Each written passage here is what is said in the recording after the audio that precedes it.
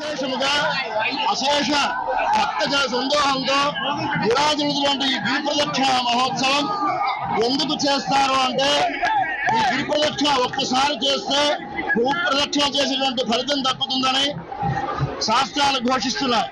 అందుకని ఈ భక్తజన సందోహంతో అత్యంత వైభవంగా గిరి ప్రదక్షిణ మహోత్సవం ప్రచార రథంతో పుష్పరథంతో అత్యంత సుందర శోభాయమానంగా ఉండే పుష్పరథంతో ప్రారంభమైంది. భక్తులందరూ అదిగో చూడండి అత్యంత వైభవంగా స్వామివారిని సేవిస్తూ గిరి ప్రదక్షిణని చిన్న పెద్ద తేడా లేకుండా ముసలివాళ్ళు పిల్లలు అందరూ కలిసి గిరి ప్రదక్షిణ చేస్తున్నారు.